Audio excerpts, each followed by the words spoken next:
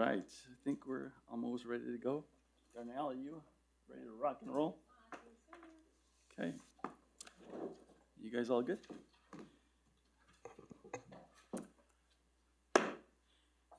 Good evening. I'm Lawrence Rael, Mayor of the Village of Los Ranchos, and we're calling the Tuesday,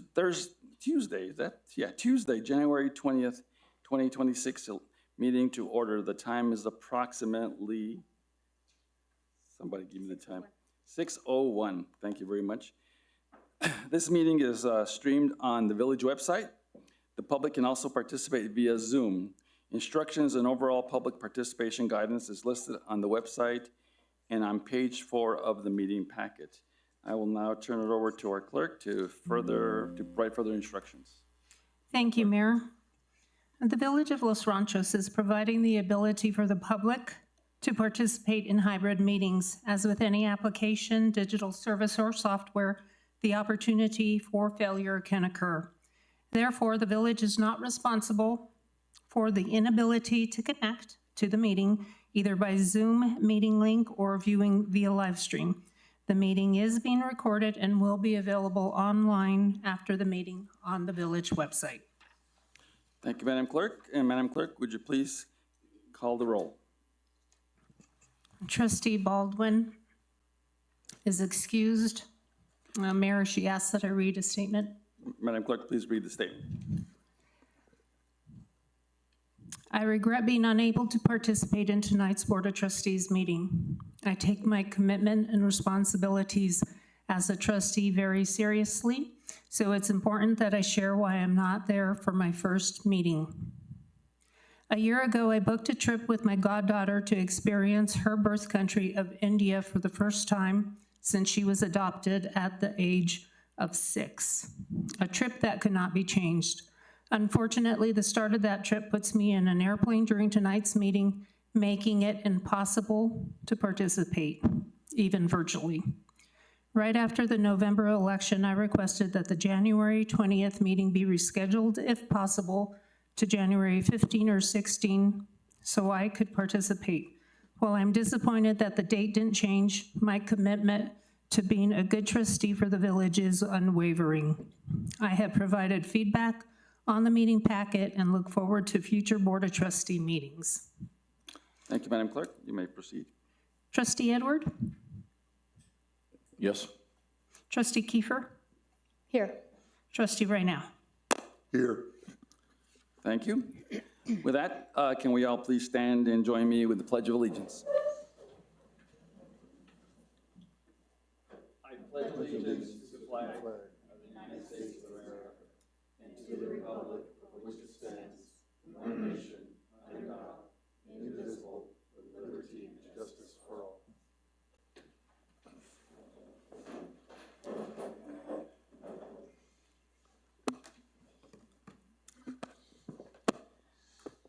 Thank you very much. We'll proceed now with our agenda. Item 4 is an organizational, if you will, section of our agenda, and the first resolution is Resolution 2026-01-01, a resolution establishing the governing body meetings and public notice requirements as required by the New Mexico State Open Meetings Act, NMSA 1978, Chapter 10, Article 15. With that, Madam Clerk, would you please go over the resolution? Thank you, Mayor. As Mayor indicated, this is required by the Open Meetings Act. If you can see in the resolution, it does indicate when we're going to have our meetings, how we proceed with closed to open, special emergency meetings, rather. This currently lists how trustees can participate, whether they can participate virtually, in person. We have our meetings currently the third Tuesday of the month at 6 p.m. This is listed in here unless otherwise a change by the will of the trustees. Other than that, this is pretty clear. We do this every January at the beginning of the year to establish our meetings. Thank you, Madam Clerk. We need a motion to approve the resolution. Do we have a motion? I'll make a motion to approve Resolution 2026-01-01. Do we have a second? I'll second. It's been moved in second. Do we have any discussion? Trustee Edwards. Thank you, Mayor.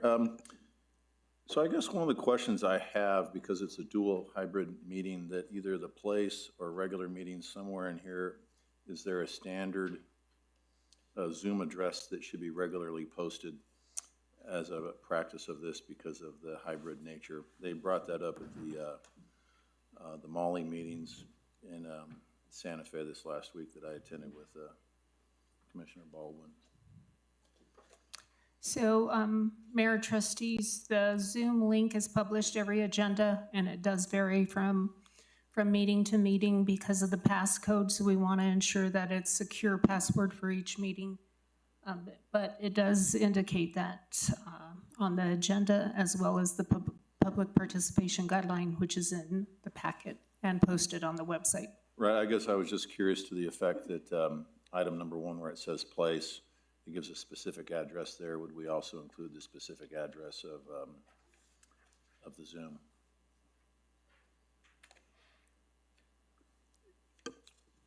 Madam Clerk? Mayor, Trustee Edward, I would need to get with IT because I do believe it changes every month due to the nature of security, but I can confirm if it is the standard for each meeting, we could include that in the resolution. Okay.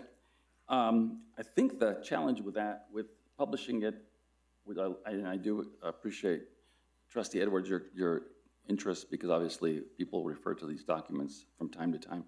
But I just know that from other entities like the Council of Governments and others, they have been subject to hacking of these websites from time to time during meetings.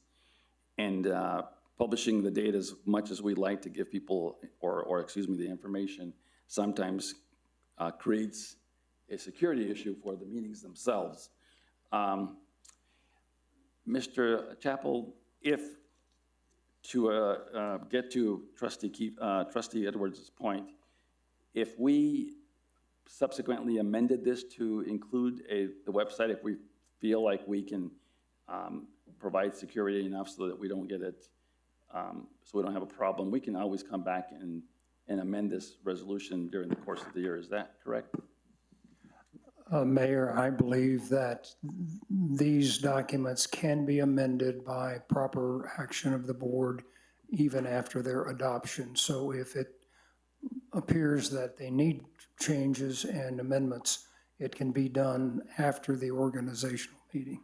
Okay. Would that suffice your concern, Trustee Edwards? If maybe we ask our clerk to review, and then if we have to, maybe our next meeting we can do an amendment. Trustee Kiefer and Trustee Renau, are you okay with that? Yeah, that's fine. Any other questions?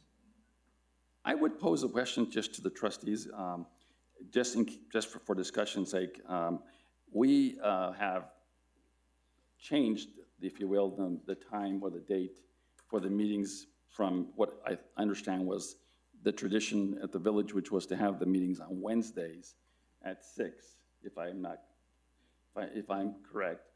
And then I guess during some period of time, they were moved to Tuesdays. I'm only asking the question is there are you all okay with just staying with the time and the date that and the day of the week or the month, I should say, that we have?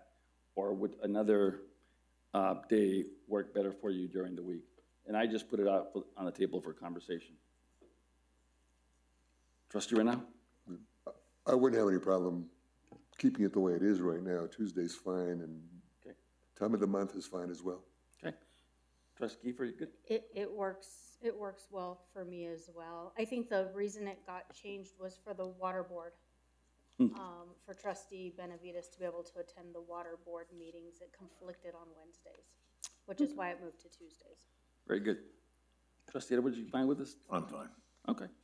With that being said, then I'm fine with the day too. I think it's one of those, just wanted to make sure we had an opportunity to change it if we wanted to. All right, with that being said, we have a motion and a second. Any other discussion? Trustee Edwards. Special meetings, the standard minimum is 3 days. And I guess to that extent, because of the challenges that the village has recently faced relating to meetings and trust within the community, I would like to make that a day longer to do what we can when all is necessary to give the proper notice to people so that they feel a part of the conversation and not left out. So would that be an amendment to section 3 or to item 30? That would be item number 3, special meetings between regular meetings and emergency meetings on page 7. Right. And you'd like to change the 3-day notice to 4 days? Is that right? Yeah. You want to make that in the form of a motion? Mayor, Let's see if I can accomplish Let me go that. back to our clerk. Let me see. I would just like to state this is standard language that's in the OMA Meetings Act, and that's the requirements by the state is the 72-hour notice. Okay. That's the minimum. Right. I think we're better than that. Again, Mr. Capel, is that, we can change this to 4 days if we so choose to, is that correct? Mayor, that is correct.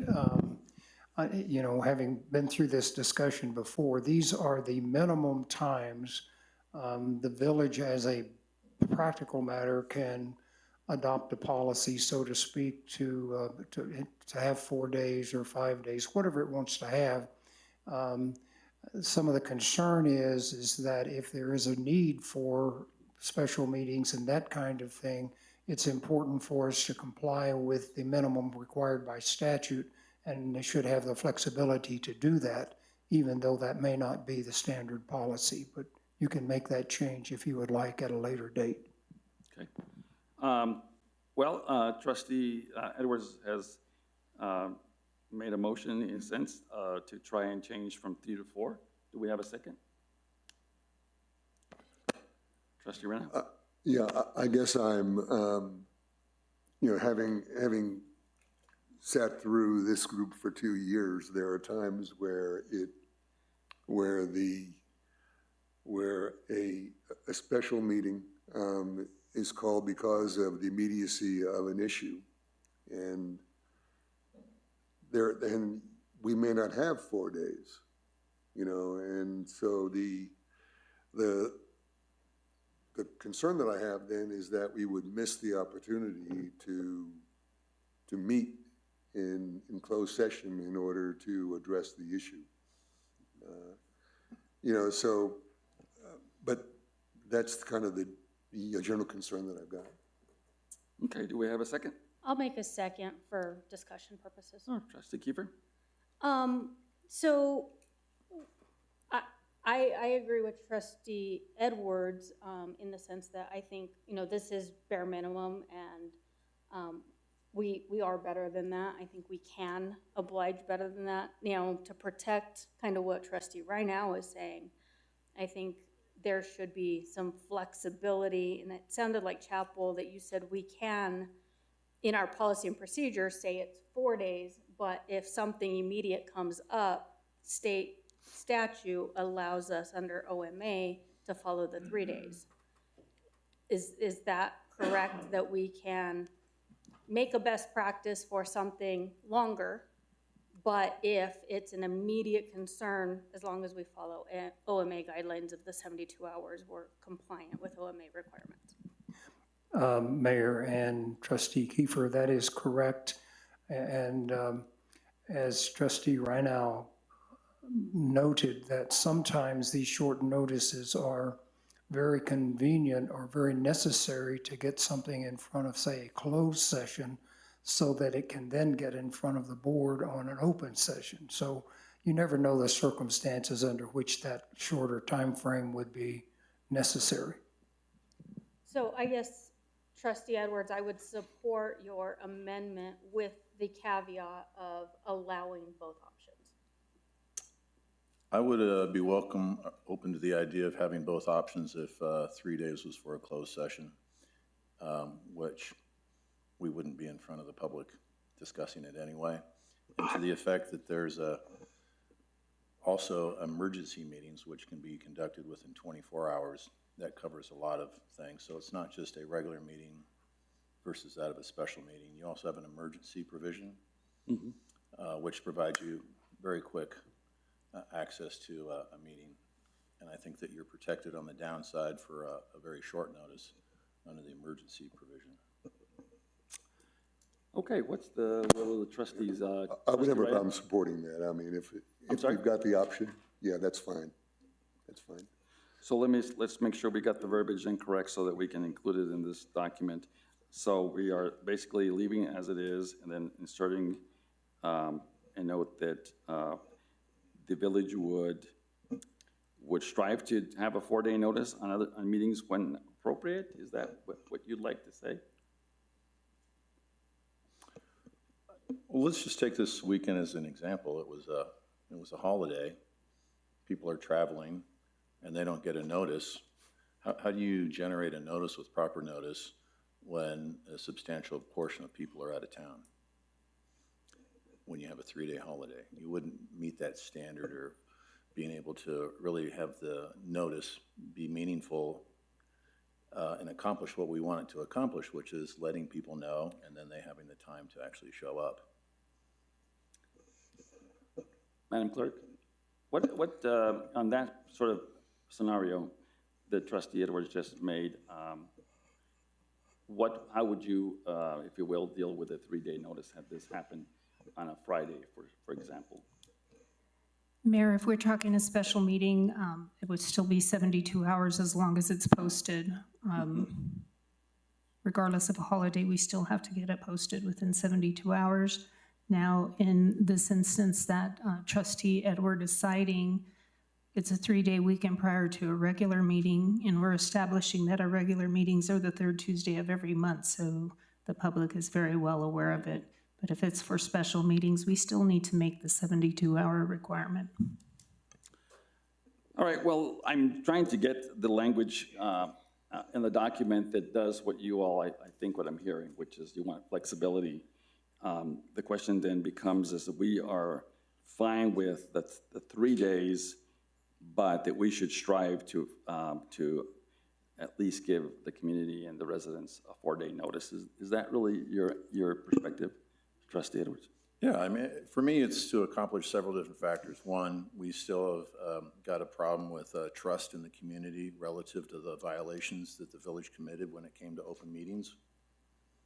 I think we need to overcome that hurdle, and we need to do something for the public to reassure them that that's not going to happen again, or that they feel cheated out of a notice.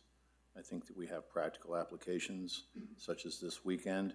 If there's a 3-day holiday, I think that we should make an allowance for that. So I would, if it's going to be a closed meeting, I think 3 days is enough to the extent that the public is not involved in a closed meeting.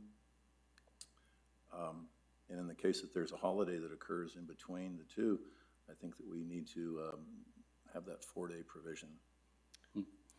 May I just suggest, trustees, that we just change the number to 4 days and be straight up about it, because I think what we're going to get into a discussion as well. Was this really an emergency, or was this really a need for a special meeting? Which will be a year, by the way, for you all.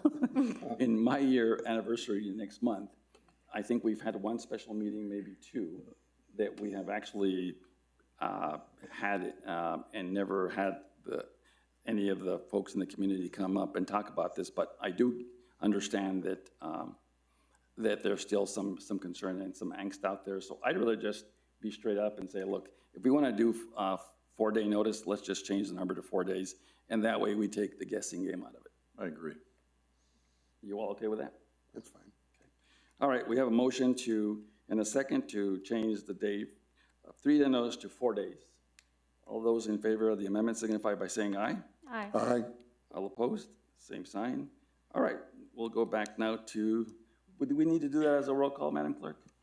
Yes, Mayor, this is a resolution. No, excuse me, the The amendment. amendment. I would prefer we did that. That's what we did last month with the ordinances. Let's just do a roll A call. roll call, then we'll go to the roll call part. Trustee Edward? Yes. Trustee Kiefer? Yes. Trustee Rydell?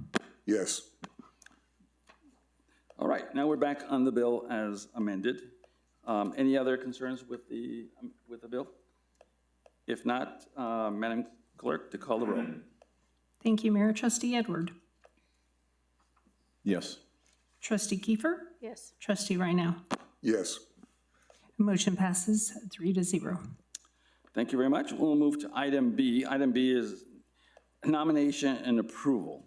pursuant to State Statute 3-12-3, NMSA 1978, the governing body of the municipality shall elect one of its members to act as mayor pro tem in the absence of the mayor. I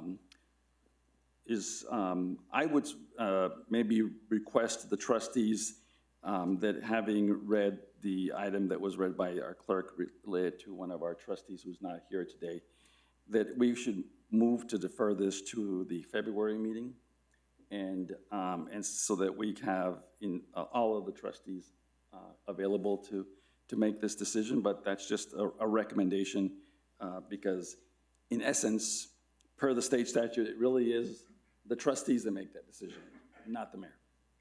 So that was my only recommendation. Trustee Rhino. Yeah, I think it would be best practice to wait until February to allow Trustee Baldwin to be present for the discussion. And,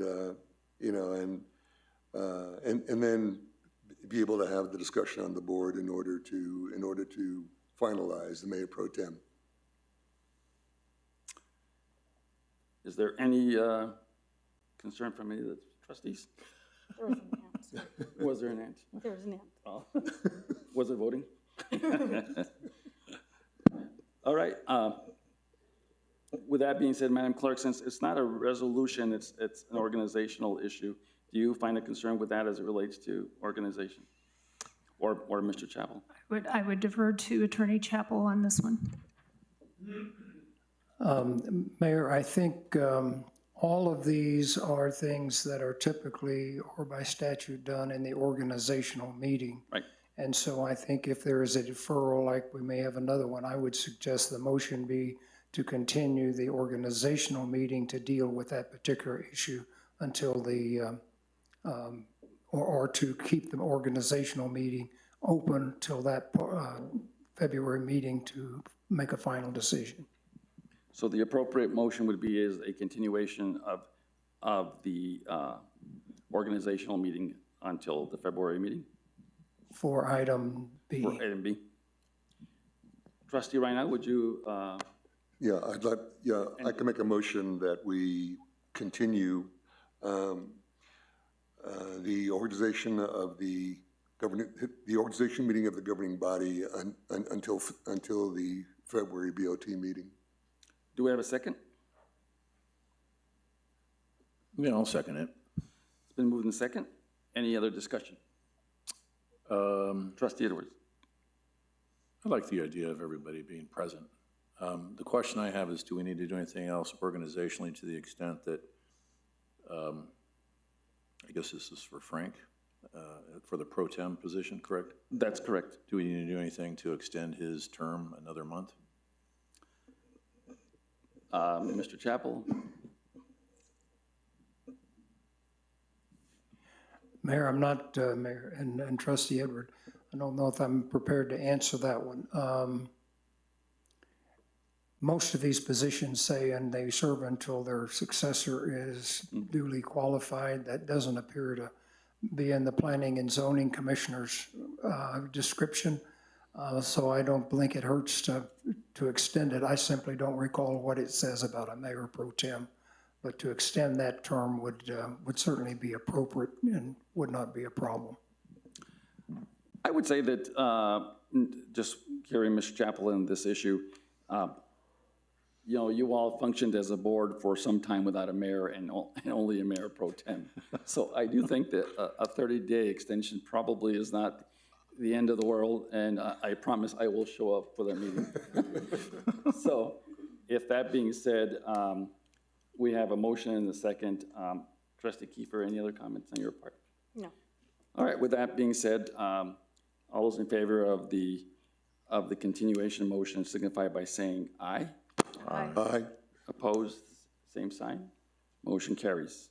All right, well, interesting night. All right, let's go on to item C, confirmation of appointments pursuant to State Statute 3-1-11-5 and MSA 1978. the mayor shall submit for the confirmation by the governing body the names of the persons who shall fill the appointed offices of the municipality. Our first appointment is the appointment of Mr. Avila as the administrator. Do we have a motion to approve the appointment of Mr. Avila as the administrator? Go ahead. I'll make a motion to approve the appointment of John Avila as a village administrator. Do we have a second? I will. Second by Trustee Edwards. Any discussion? Mr. Avila, maybe you say a few words about the appointment? Happy to serve.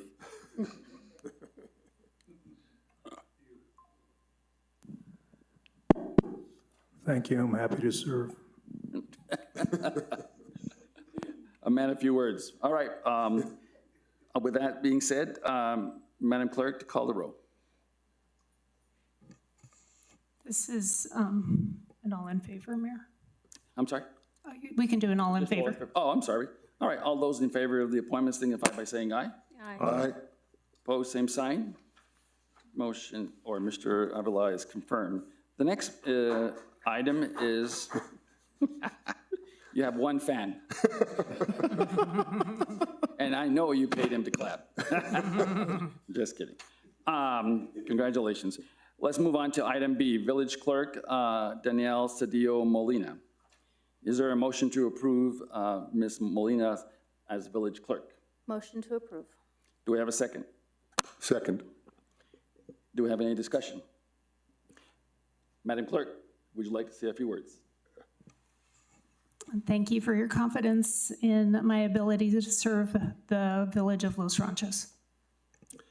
Thank you, and I will say for my part that Danielle is the glue in many ways and does at least 3 roles, if not 4 or 5 at times. And so I do appreciate your professionalism and especially in organizing us and keeping us on task during these meetings when we can all kind of stray off the farm a time or two. So with that being said, all those in favor signify by saying aye. Aye. Aye. Opposed, same sign. Congratulations on your confirmation, Madam Clerk. Our next appointment is our Planning Director, Ms. Shanna Schultz. Is there a motion to approve the appointment of Shanna Schultz as Planning and Zoning Director? I'll make a motion to approve Shanna Schultz as the Village Planning and Zoning Director. Do we have a second? I will. It's been moved in second. Any discussion? Seeing none, all those in favor of approving signify by, oops. Give her a chance. Oh, I was gonna give her the chance to say after she got approved. But, okay, Ms. Schultz, would you like to say a few words? Trustees, I've been here a short 6 months, feels longer than 6 months, and I'd appreciate the opportunity to hang out a little bit longer and continue to work on good planning and zoning work with y'all in the community. Urge your support. Thank you. Just you wait. Thank you, Shanna. I will also echo a lot of folks' comments that we've done a lot of work in this planning and zoning area. There's still some more to do, but certainly your professionalism is appreciated. All those in favor of the motion signify by saying aye. Aye. Aye. Opposed, same sign. Congratulations. All right, we'll move now to Village Treasurer, Will Fisher. Is there a motion to approve Mr. Fisher as the treasurer? I'll make a motion to approve Will Fisher as the Village Treasurer. Do we have a second? Second. All right, it's been moved in second. Any discussion? Mr. Fisher, would you like to say a few words? Yes, thank you. Thanks for letting me be part of the team. I appreciate working with you all, especially Ms. Tammy, you're amazing, and Danielle, you're great. Everybody else, thank you so much. Thank you very much. The only thing I would say is that usually a treasurer comes with a treasure chest, and it's usually full. So we'll be looking forward to seeing that treasure chest soon. All right, all those in favor of the appointment signify by saying aye. Aye. All those against, same sign. Motion passes. Very good.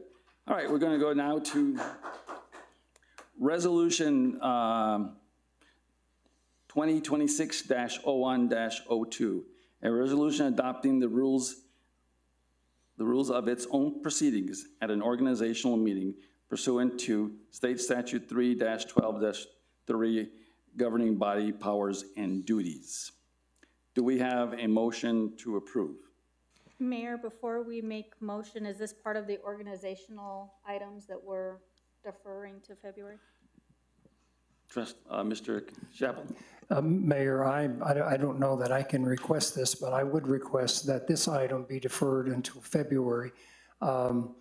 This is the first time that the village is required to have a comprehensive set of procedural rules like have been adopted. Danielle prepared these, did a great job of putting it together and had them together.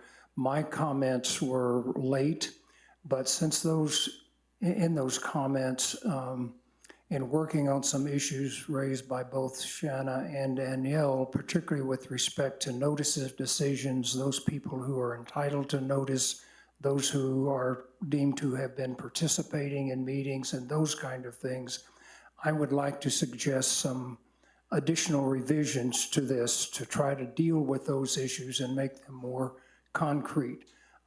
It was a little bit of a task to see what we could restrict and whatever under existing case law, and I think I'm to that point. In addition, Commissioner Baldwin had some comments. I've not read through all of them, but if we're put off until February, I think we can have a publication-ready resolution to present to the board. Okay. With that being said, then maybe we need a motion for deferral as opposed to approval. Mayor, I'll make a motion to defer. However, may I make an observation that I think should be included in this as well while we're working on it? Sure, let's get the motion on the table, and then you can give us your comments. Do we have a second to defer? I'll make a motion to defer until the February meeting. All right, it's been moved in second. Trustee Kiefer, now you can make your comments. Thank you, Mayor. So it was regarding trustees' responsibilities. What I was curious to is if this is a good place, because like Attorney Chappell said, this is the first time that these have been put forth, and I know it was something that Trustee Rynell and I learned about when we went through our first newly elected official 2 years ago. And poor Danielle, she was like, I'm working on him. So thank you, Danielle, because I'm sure this was a lot of work on your part in doing. But one of the things I think that the community has kind of asked for, and that maybe now's the time we give that to them, is asking trustees to sign non-disclosures. Or I shouldn't say non-disclosures, conflict of interest. Conflict of interest. And also, I know, because my husband has to do it, and so they require it at the state level, financial disclosures forms to ensure that there aren't conflict of interest on this board at any time and ensure public trust. So I don't know if those forms or what that would look like could be inserted into the trustees' responsibilities for, their role. I think those are appropriate issues. I'm not so sure that they are in a procedural document, but I'll defer to Mr. Chappell. A lot of other municipalities simply pass a resolution that structures that in a more, if you will, in a direct manner, so that your procedures are about how we operate and how we govern our meetings. This, to me, is more of a ethics and, if you will, and maybe even responsibility and duties of trustees or of elected officials in the village. I will say, for my part, that the village does not have those types of, if you will, ordinances on ethics and any other issues related to even campaigns in terms of reporting.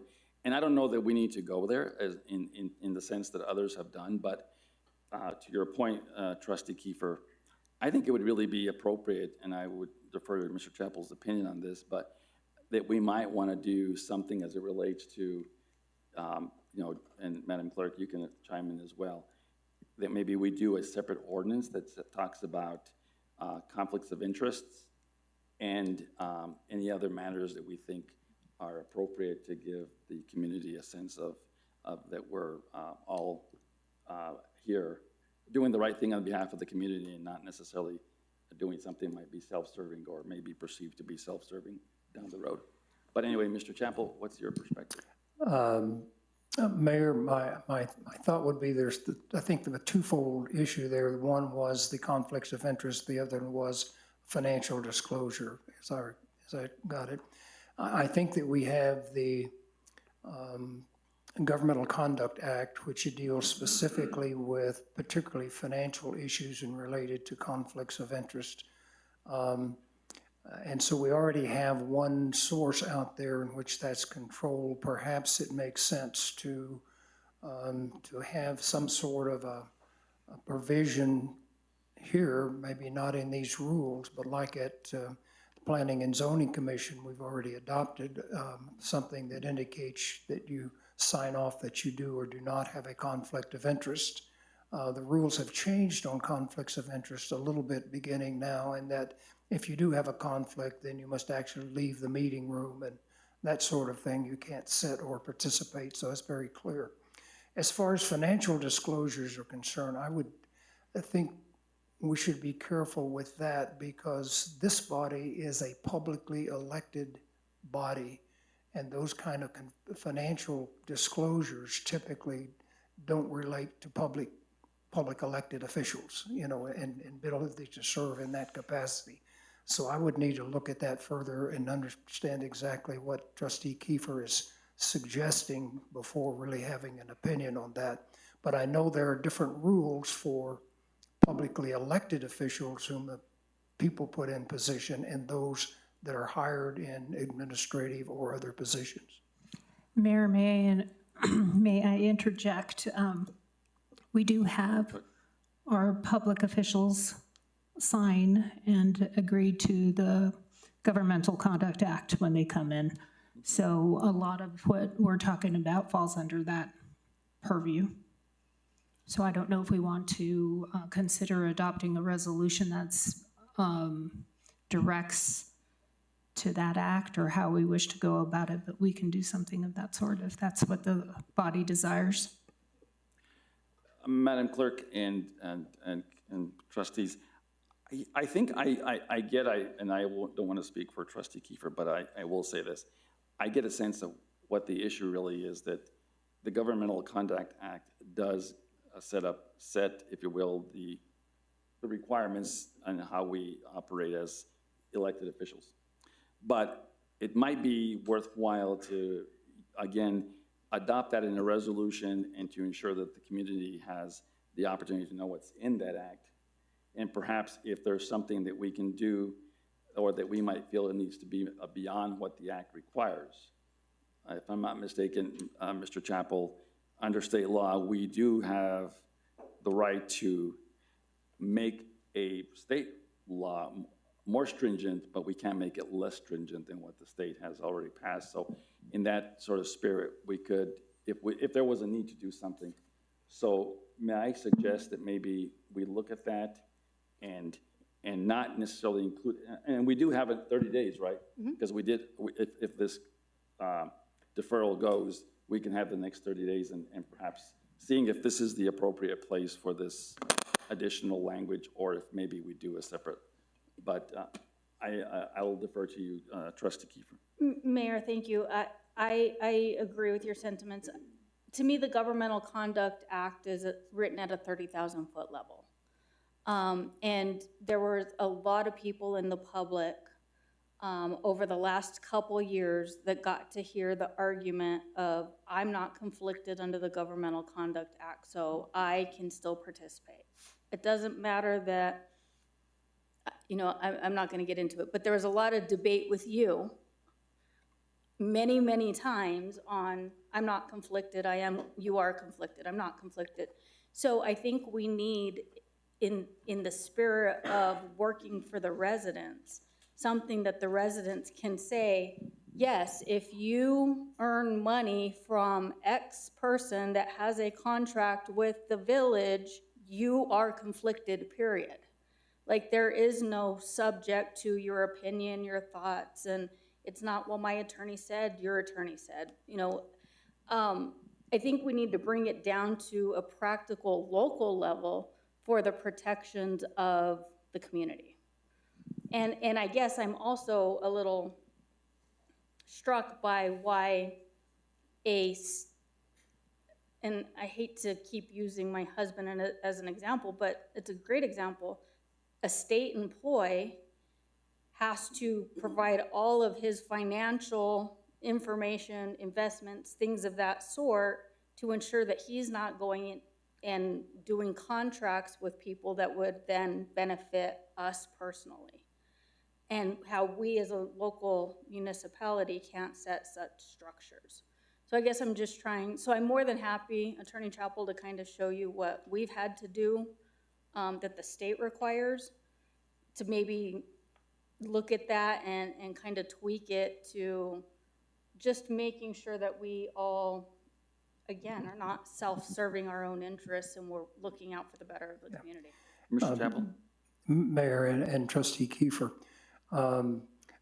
the Government Conduct Act, as I said, refers primarily to financial matters, monetary matters, and outside of that, some of the issues that we have been through here at the village were not financial, not otherwise, but there was also, I mean, some of them were financial, but some of them were not financial and therefore not under the Governmental Conduct Act. So I understand that process, and perhaps the a method that may be to somebody could declare a conflict of interest, which I did in one meeting and got in trouble with everyone.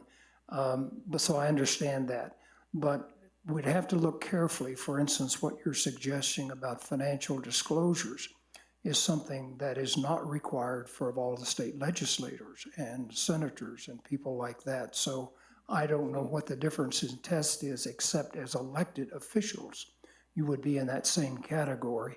And so all I'm saying is I'd have to look at that very carefully to make sure there was not some issue if it was imposed on an elected official as opposed to others. I mean, like legislature is not subject to that. And that's what I'm referring to. Thank you. Thank you with that. Can I? Go ahead, Trustee Ray. Let me just make a comment. I mean, in my own career, former career,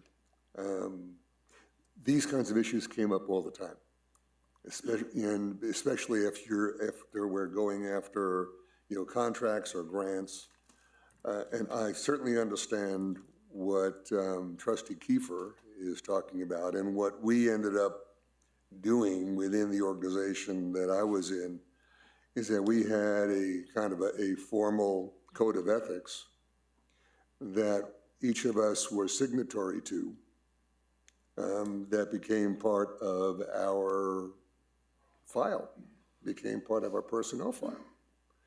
You know, and that code of ethics then provided a clarity on what the role and responsibility was of the institution and the role and responsibility of the, in this case, the faculty member. So I think that there's an opportunity here for us, as Trustee Kiefer said, to make it local in order to ensure that we all understand and what the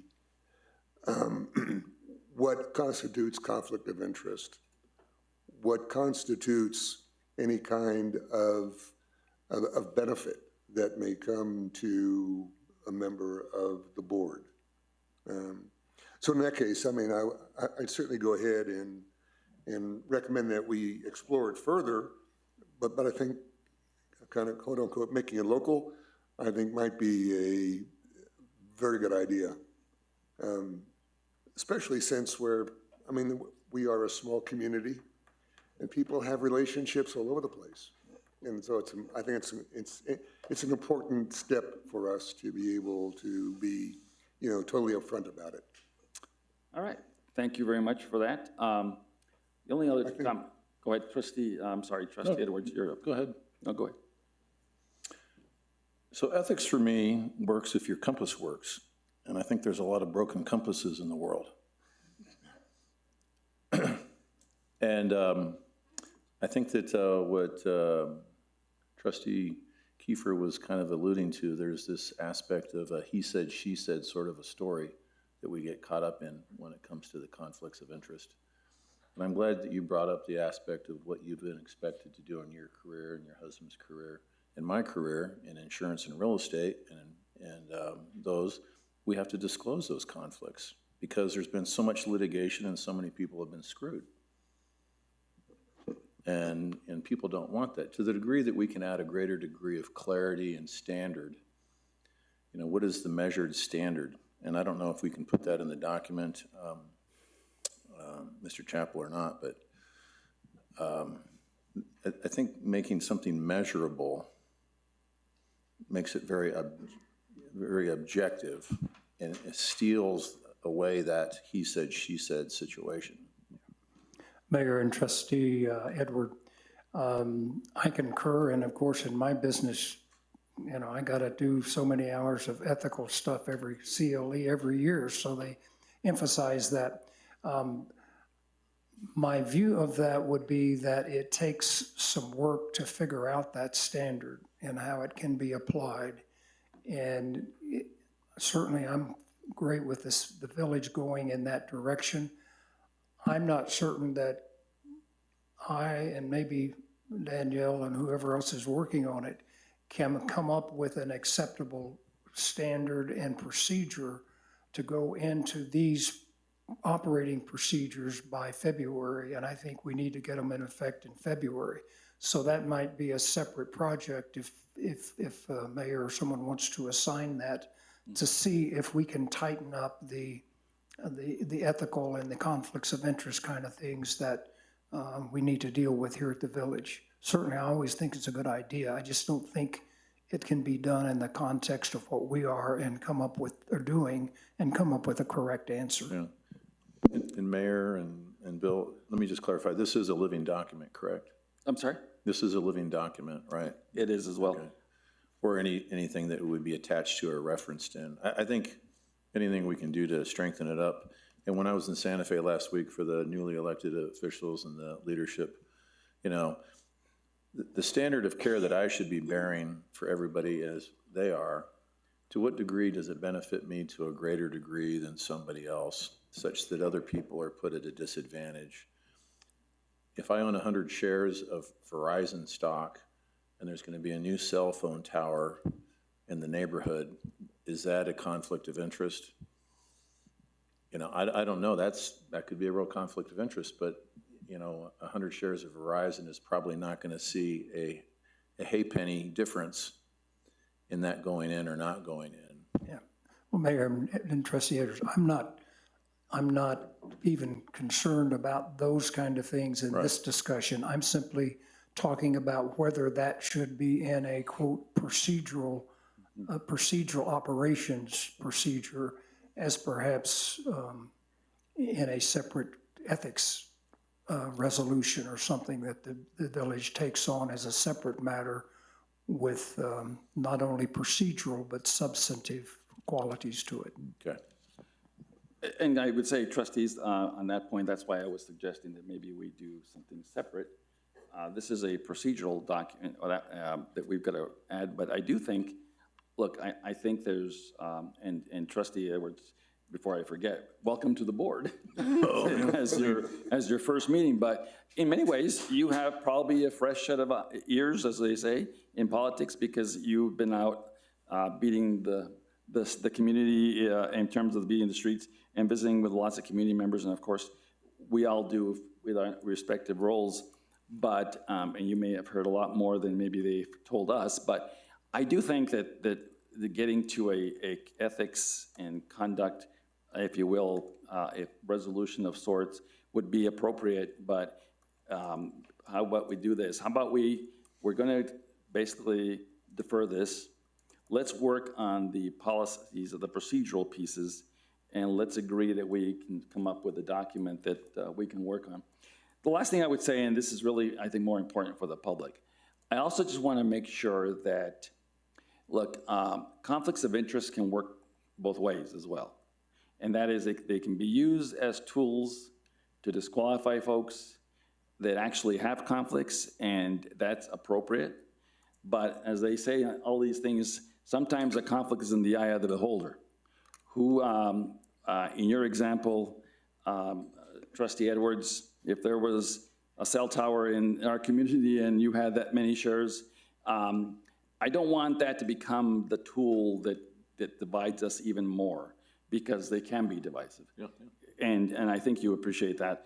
I know that on another board that I serve on, every meeting starts with an item on the agenda that says, to all of the board members, is there any conflict of interest on behalf of the board members on the items on the agenda? Please disclose that at the beginning of the meeting.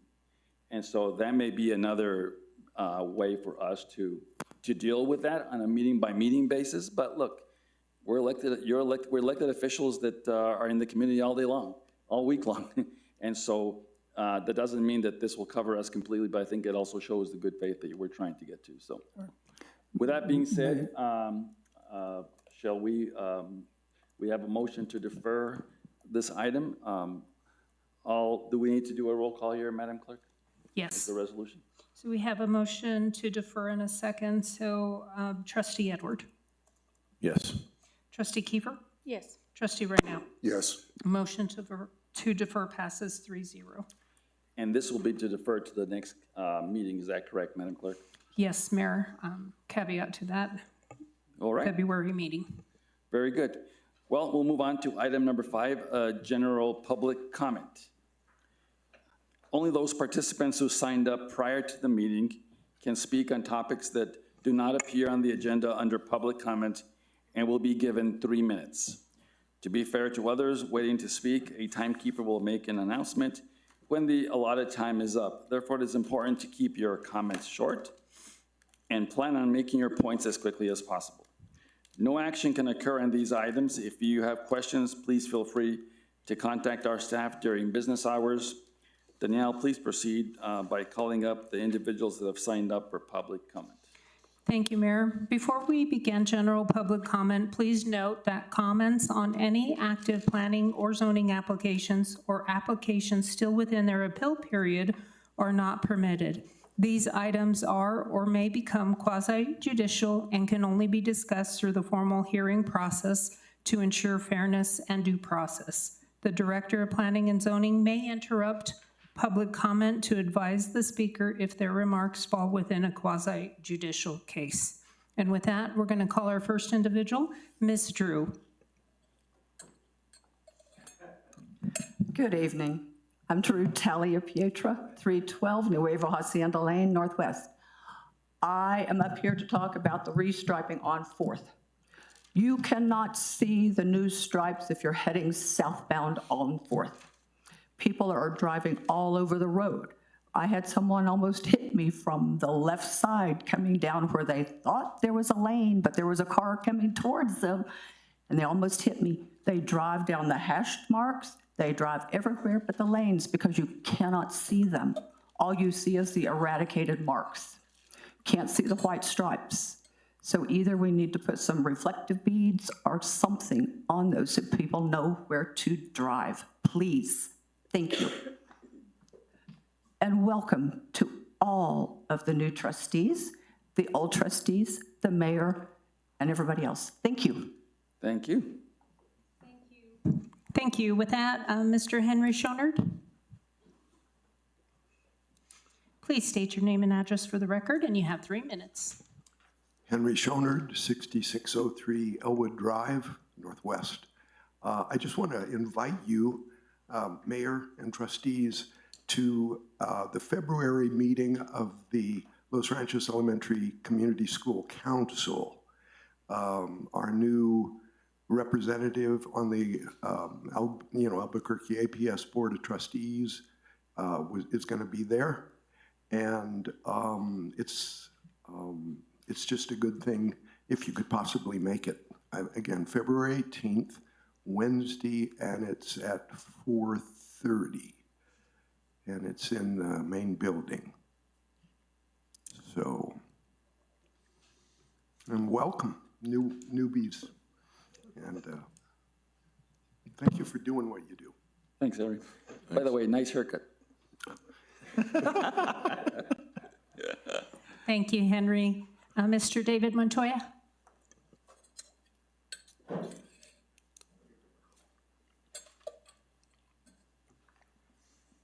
David Montoya, 8831 4th Street Northwest. And I also want to thank all of you, new and older trustees, for the work you do, and our mayor. Thank you very much for the service you do for our community. Well, I'm here to kind of talk about, the acequia system that we have through the village, and what a treasure it is, and why it's so important. And now it's going to be even more important because, as you see, everyone knows that our village is growing. We're sort of losing our identity a little bit, and we need to remember our heritage and traditions and culture that we have here. And so I think there's going to be a lot of opportunities come up, because our acequia systems are the connectors. They connect our people, rich, poor, landowners, and not, to our community. And really, the important vision we give to the broader community. And I think if we're strong and stalwarts in this area, we're going to be the beneficiaries. And I'm here speaking about as one that has used these acequias and walkways that connect the wild ways to our urban community. And so coming up tomorrow, we're gonna continue this process. We've had a group that's been meeting. I started it, and Jeff from Informed has taken it much further, and we walk along these acequias so we can know our community. But they're in danger. There's people that believe that private land is more important than public thoroughfares, and it's happening here. It's happening in Corrales. There's groups starting up trying to close off our acequias. And we don't have to go far. We can go right behind this village hall and see where an old acequia, over 200 years old, has been stopped. And you got to go around. You got to come up Green Valley. So tomorrow we're going to continue this process. There's not a lot of time to talk about it. I wanted to give a quote from Martin Luther King, that love him or hate him, but we must admire him, that says that sometimes, and I'm butchering the quote, and I don't have any more time. So, but The speaker's time has expired. Private should not trump the general public. Thank you. Thank you. Thank you, Mr. Montoya. Mr. Vincent Sanchez?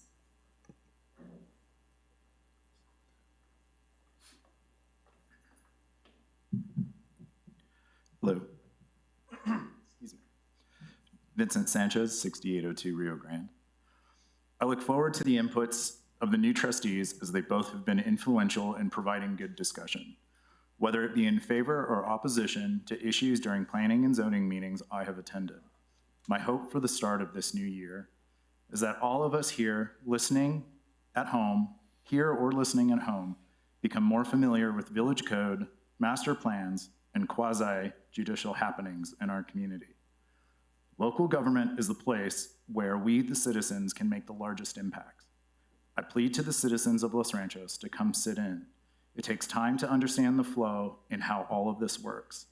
I too am just getting used to this, as I have attempted to be at every BOT and planning and zoning meeting over the last few years. The only way to make sure we, the governed, have our voices heard by the governing is to come here and speak. Even though complaints are far easier and common to serve up, it is also important to take the time to provide praise when deserved. Thank you. I'd like to add something because David Montoya is also in favor of things similar to myself. The irrigation and acequias in this community go back and they tie a historic and the modern times together. Those disruptions that happen on those waterways, those right-of-ways, prohibit not only do they prohibit the history that has happened, they also prohibit things like kids being able to get to the park, for instance. David brought up the one that's just behind. From Green Valley to the park, you can avoid walking around the front of Green Valley to Rio Grande, which is not a particularly great place to walk around, especially with a gaggle of children following you. The part that disturbs me the most about that is how much the identity of Los Ranchos' website promotes irrigation, farming, and those particular ways of agriculture. But there are seemingly numerous people moving in that wish to disrupt that. And I hope that we can prohibit that or keep that from happening. I appreciate your time. Thank you. Thank you so much. Ms. Judith Gray? Judith Gray? With that, Mayor, that concludes public comment. Thank you very much. Thank you all for the comments. And we'll move on now to item, if you will, item 6, approval of the minutes. Do we have a motion to approve the minutes of the December 16th, 2025 regular meeting? I'll make a motion to approve the minutes of the December BOT meeting. Do we have a second?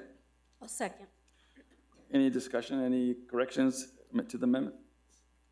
Hearing none? I'm sorry. Oh, I'm sorry, I just said nothing. Okay. Go ahead, Trustee Edward. What a question. So I was not part of the Board of Trustees then. I don't even think I was sworn in yet. I don't know what the proper protocol would be, so I pose that to you and the council. Is this something I don't vote for, I vote no, or I abstain?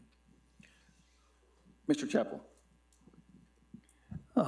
Mayor and Trustee Edward, an interesting question. Most people have treated those kind of votes to say if they did not participate, that they should not vote on approval or disapproval of what the other body did. Okay. Okay. With that being said, then all those in favor of the approval of the minutes signify by saying aye. Aye. Aye. All opposed? Same sign? Very good. That passes on a 2-0 vote. All right, we'll move on now to our next item, which is new business. Resolution 2026-01-03. A resolution approving a purchase contract, Blake's Lottaberger LLC and the Village of Los Ranchos. Is there a motion to approve the resolution? I'll make a motion to approve resolution 2026-01-03. Do we have a second? I'll second. Been moved in second. We have Ms. Rinaldi to present the resolution. Mayor, Trustees, the property commonly known as Blake's Lottaberger. The purchase is for a portion of the property for the accommodation of the construction of a roundabout and the design of the 4th Street Revitalization Project Phase 2B. And by appraisal, a level of just compensation was set and agreed to, and the village has a purchase contract in hand. This resolution asks that you acknowledge the commitment by the village and also acknowledge that this money has been approved by cooperative agreement with New Mexico Department of Transportation and therefore budgeted by the Village of Los Ranchos. Thank you very much. Do we have any questions for Ms. Rinaldi? Trustee Edward. So has the property owner accepted this offer? Mayor, Trustee Edwards, yes, we have a contract, a purchase contract signed by the property owner. I have one related question that relates to the next item. Go ahead, Trustee Edwards, if you want to take care of this now, or you want to wait till the next item? Well, I guess I'd like to take care of it now because, so in the two appraisals that were done on properties across the street from each other, there's a 20% difference in the value if you do not include the damages that would be addressed to replace the signage. I couldn't find anything meaningful in the appraisals that was justifying a 20% higher price for one versus the other. And to what degree do we feel justified in paying 20% higher, or is the other party maybe justified in receiving 20% more? Mayor, Trustee Edwards, it's based on what the appraised value is and all of everything that they look at as far as use, zoning, potential. I mean, I'm not sure what would account for that difference. It's the same appraiser, so I'm not sure what would account for that difference. Yeah, I read through them all, so Okay. neither could I. All right, any questions on this particular item? Seeing none, all those, oh, actually, I have a- I'm sorry, just a I didn't couple. see that. So- Trustee Brown. So the purchase of these properties now are they contingent? I'm sorry, let me backtrack. The purchase of these properties then now suggests that the roundabout is going to occur at the intersection of El Pueblo and 4th Street. Is that correct? Mayor, Trustee Raynow, that was approved in the final acceptance of the design by the Board of Trustees. At that point, it was a given that the roundabout would be constructed if acquisition of property could occur and if funding was put in place. So then if there's a decision then down the road, because I'm probably not, I don't know if we're going to be on the board by the time this thing actually occurs, but if there's a decision then not to do the roundabout, okay, the purchase of this property is going to allow us to establish some level of calming in that intersection, whether it be roundabout or whether it be through some other kind of infrastructure. Is that correct? Mayor, Trustee Raynow, we have secured the funding based on an accepted and approved design. That is what project is funded. That is the scope that it is funded for. If there was a opportunity or desire to change that scope, that's a whole other process. But under these agreements, under this term of purchase, it is for that purpose. Okay, thank you. And Mayor, something occurred to me. Go ahead. Trustee Edwards, I wonder if potentially, and maybe Mr. Chappell might have something to add to this. One is a purchase of an entire parcel of property, as in the next resolution. This resolution is a very small portion of an existing parcel that carves out just the required diameter for the roundabout. And I don't know in the appraisal, I didn't see it called out, but I'm wondering if that makes a difference in what the valuation that percentage of valuation may be occurring. Well, they value the larger parcel in both circumstances, and these were partial takings. So to the extent that that's the case, it's the difference in the price per unit of $10 to $12 a foot between the two. Yeah, then I have no, I couldn't explain what that difference in valuation would be. I have one other quick question, if Go you ahead. don't mind, Mayor. Trustee Edwards. So does the taking of the land on the Blake's Lotaburger property change the nature, whether that'll become a legally non-conforming use based upon its zoning, or will it be neutral in that regard? Mayor, Trustee Edward, that will be neutral. Okay. Okay. Any other question? All right, seeing none, Madam Clerk, to call the roll. Trustee Edward, Yes. Trustee Kiefer, Yes. Trustee Raynow. Yes. Motion passes 3-0. Thank you. We'll move on to resolution number, or B, resolution number 2026-01-04, a resolution approving the purchase contract with Catholic Foundation Real Property Holdings, LLC, and the Village of Los Ranchos. We need a motion for the resolution. I'll make a motion to approve resolution 2026-0104. Do we have a second? Second. Been moved in second. Ms. Rinaldi to explain. Mayor, trustees, this is also the same intersection, also for the purpose of the roundabout, but additionally, this is the entire purchase of this property to also accommodate a holding pond for stormwater as part of the drainage system for the project. Again, based on appraisal, just compensation was determined and a purchase contract has been entered into. The money is budgeted, it is under contract with NMDOT, and we're prepared to go to closing upon your approval. Any questions of Ms. Rinaldi? Mayor, may I? Go ahead, Trustee Kiefer.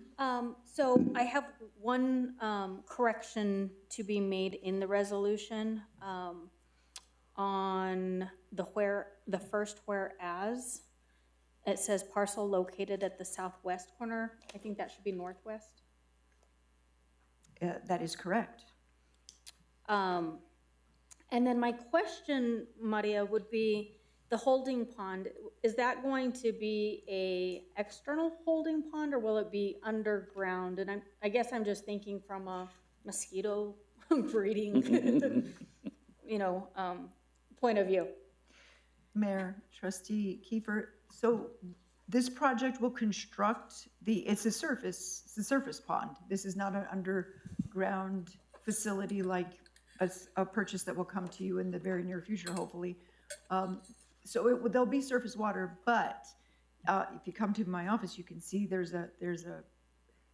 we can't design a full-blown project around that. We can only deal with the stormwater, but there are some renderings that show potentially some paths and some water treatments that would remediate things like that and would add some landscaping and some soft recreational activities and such.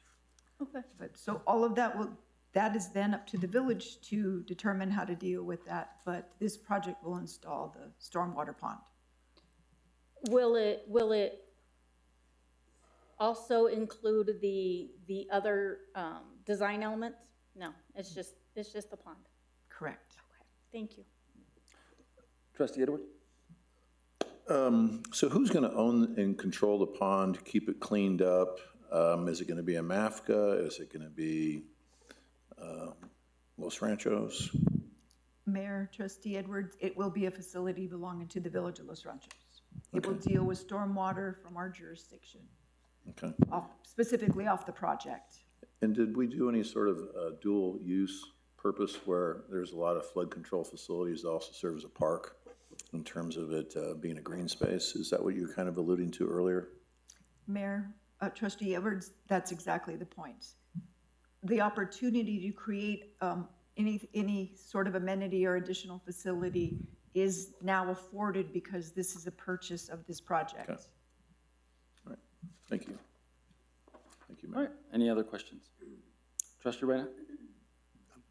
All right, I would just add my 2 cents on that perspective, Trustee Edwards, and that is that I do think that whatever property is not utilized for the purposes of the intersection and whatever excess is available, I think we have an opportunity to do something creative, as you both have sort of alluded to, whether it's a recreation facility or whether it's just a park for the community or something.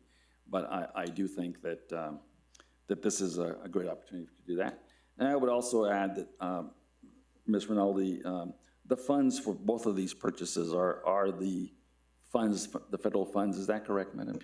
Mayor, that is correct. They're COVID rescue relief funds. So this is really not for those who might be listening on. The village is not buying them with village, if you will, funds, but with the COVID relief funds that were available during the COVID period that were awarded to the village.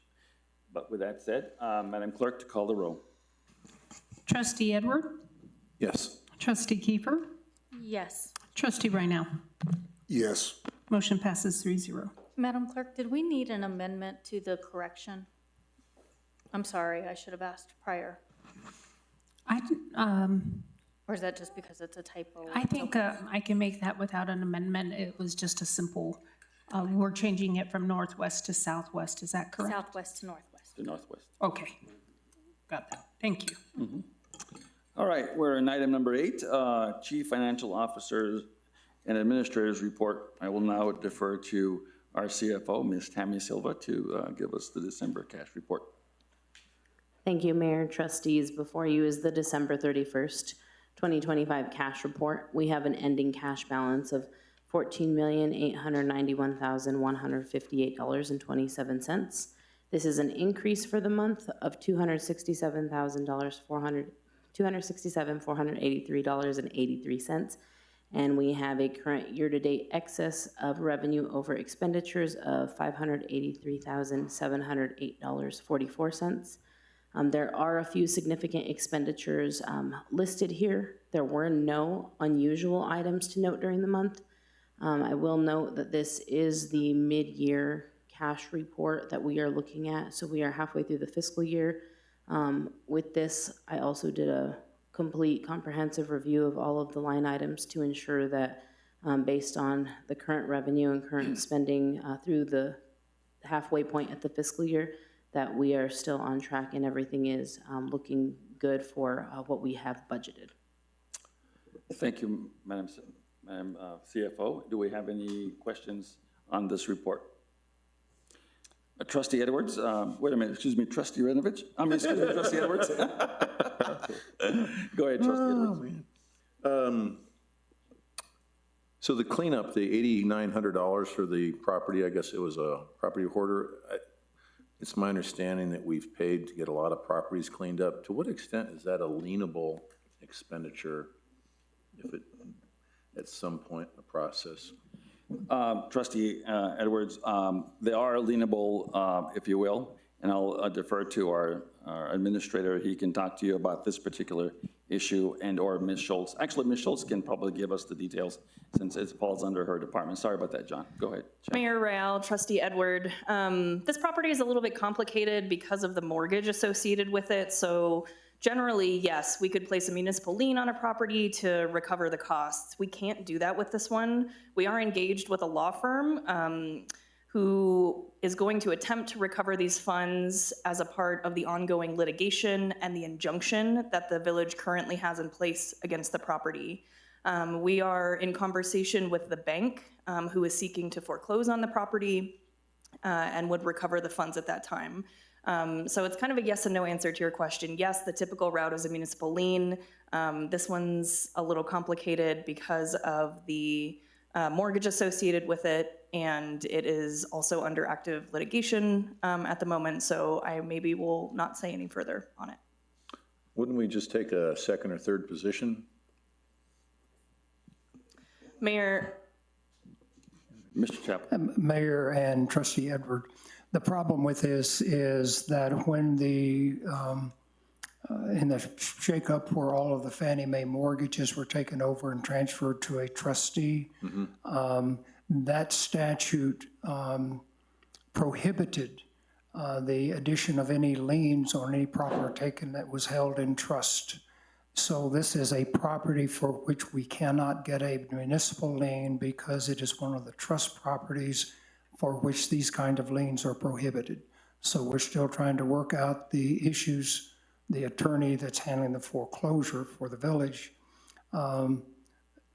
as to get the lender to contribute because it's helping to clean up the property. But the lien on certain types of properties and mortgages are prohibited by federal law.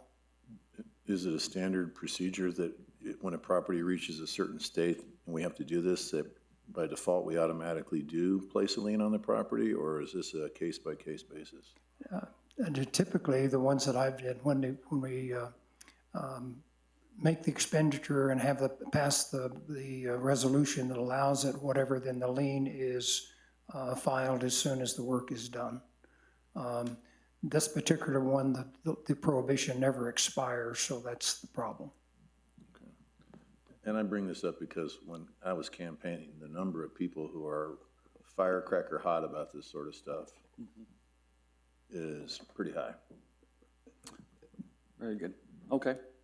Well, I think one of the things in this particular case is very unique circumstances, for sure. I think that as we have more opportunity to visit Trustee Edwards, we might want to bring some of those to our planning director's attention and see what we can do to get out there and help alleviate some of that concern. I certainly know that you and I had talked informally about some of those, and so I think it might be a good opportunity for us to do some work, including potentially Ms. Schultz, if maybe we can get our zoning enforcement person maybe to look at some of the properties that Trustee Edwards might share with us. I would say, are there any other questions on the expenditure report? Oh, Trustee just on Edwards. that page? No, no more on that page. I would, would you like to go to the next page, Trustee Edwards? Sure. Go ahead. So what is the nature of negative cash positions? Are these funds that we've overspent, or are these, can you give me the nature of that, like on the FEMA one? Yes, Mayor Trustee Edwards. So any of the negatives are grant or pass-through revenue that we are waiting on.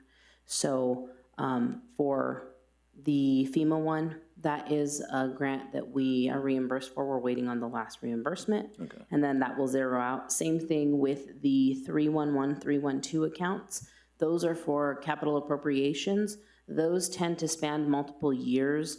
So in essence, they zero out, but because there's constantly new appropriations, you'll constantly see that fluctuation throughout the month as we spend, and then we ask for reimbursement and we wait for that reimbursement. For the 401 account, this is our bond, general bond obligation account. And for this account, we receive property tax through the year.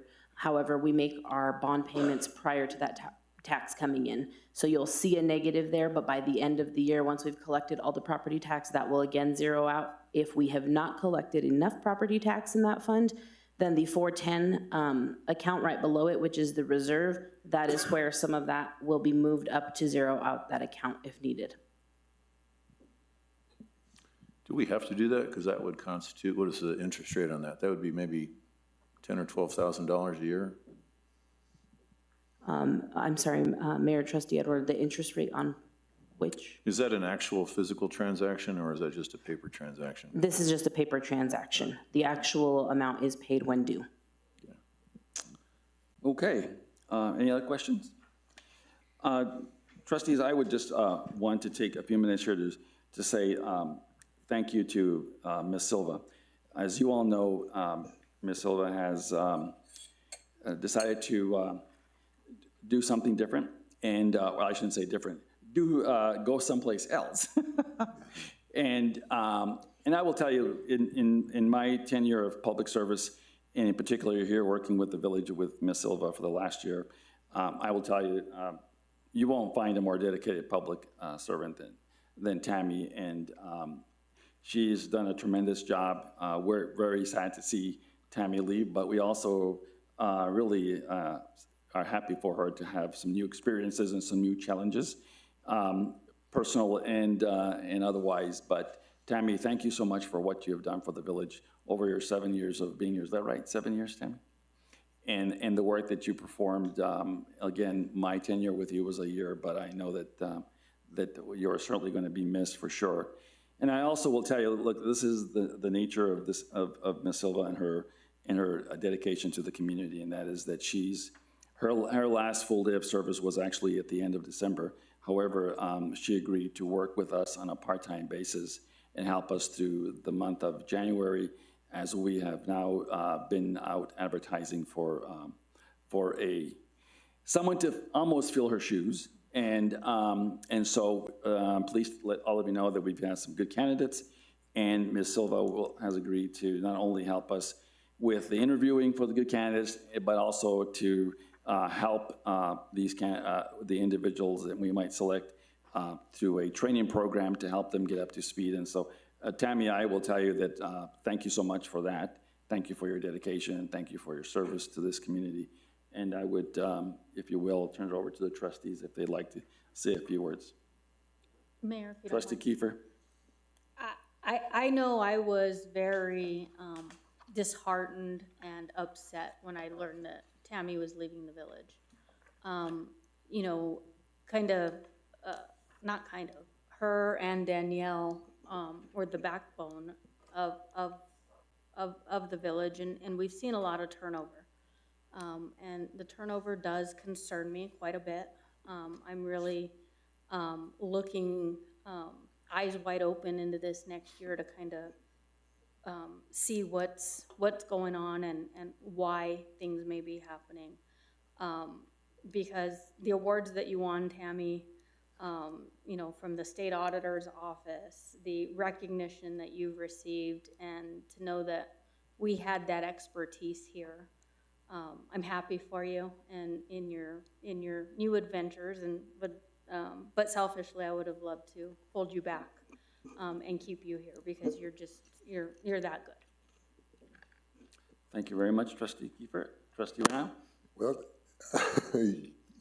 you just can't repeat what's already been said, but you know, from the day that I took this seat, you've always been available and open to educate me and to answer questions that I may have, and I certainly appreciated that.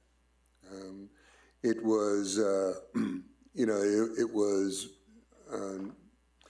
a great opportunity to work with you, and again, wish you the best in terms of your next challenge. And again, thank you for hanging in, you know, until we're able to get someone else who's going to be able to fill that position. Certainly not your shoes, but fill the position. So again, thank you very much, Tammy. Trustee Edwards? Hey, Tammy. It's nice to meet you. In the 30 minutes I've known you, I wish I would have known you. So thank you for your effort. And I have more questions, and it's out of my pure ignorance and clarification needs, if you don't mind, as well. Yes, thank you, Mayor and trustees, for all the kind words. I've really enjoyed my time here at the village, and I truly appreciate all the kind words that you all have just spoken to me, so thank you. And yes, I will continue to answer your questions. And thank you very much, Tammy, as well. And remember, if you decide that, because I know that Mr. Fisher back there is going to be kind of like, he's been pining for your departure. And so, you know, at some point, come back and visit with us. But I do say, again, on behalf of the community, your professionalism and willingness to come back and help us through this transition is just remarkable, and it shows the kind of person you are and the true public servant you are. And I just want to say thank you very, very much. Thank you, Mayor. You're welcome. All right, let's move on now to our next is Mr. Avila. And go ahead. I have a few more questions. So let me ask you a quick question. If you can go to the statement of revenues and expenditures. It is there's 271 of the packet. I can't read what it is of your report, but the nature of what percent of the budgeted amount has been spent for the year. And, you know, we're halfway through, so most of them are half, but there's a significant number that are half of half.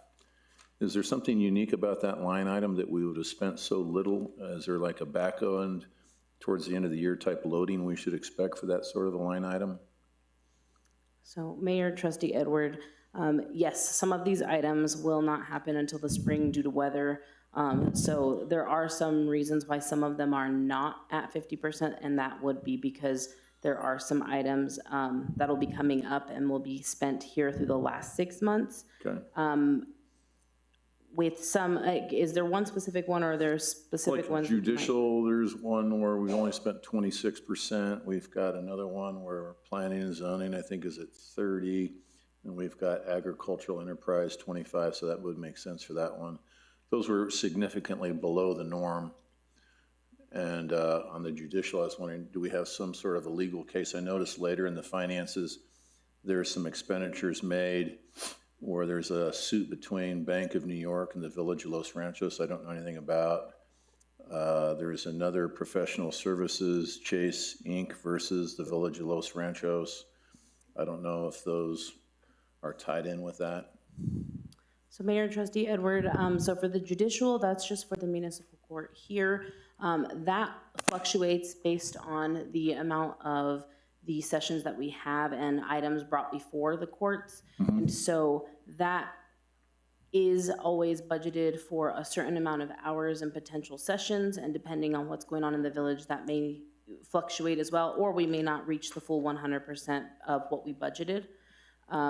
For the planning and zoning, for all of these departments here, because they are the general fund departments, there is also a little bit of room for potential items that may come up, but are not necessarily guaranteed to come up. Planning and zoning is a good example. We have a code enforcement line item. So when items do come up, like going out to a property that has issues and we have to rectify that, we have the budget there because state statutes require us to make sure that we budget for all expenditures, and if we overexpend it, then we have a budget problem. Yeah. And so we go ahead and look at historical data to see what happened in the past years. We also look at what's going on, any issues we know of that are coming up when we take that into consideration for the budgets. So you will see a little bit of potential when we get to the end of the year that we may not hit 100%. And that also is due to potential contracting, if the contractors have pushed us out, or if we have to budget it into the next fiscal year. So that all will start getting evaluated here in March for the new fiscal year and determining what items are gonna potentially not be finished by June 30th and roll over. So you may not see full 100% of expenditures used based on that and it rolling into the next year. Okay, cool. And so do we usually discuss ongoing litigation at these meetings? I thought we did. Mr. Trustee Edwards, I think that I would defer to our attorney, but typically, as it relates to the public expenditure piece, yes, we will certainly, if you have a question related to the funds, I think our attorney can say, look, yes, they are related to this litigation or to that litigation, but going beyond that is really one that would have required perhaps a closed session on litigation with the attorney. I was just surprised to see that they were cases listed on there, that's all. Okay. And then, I'm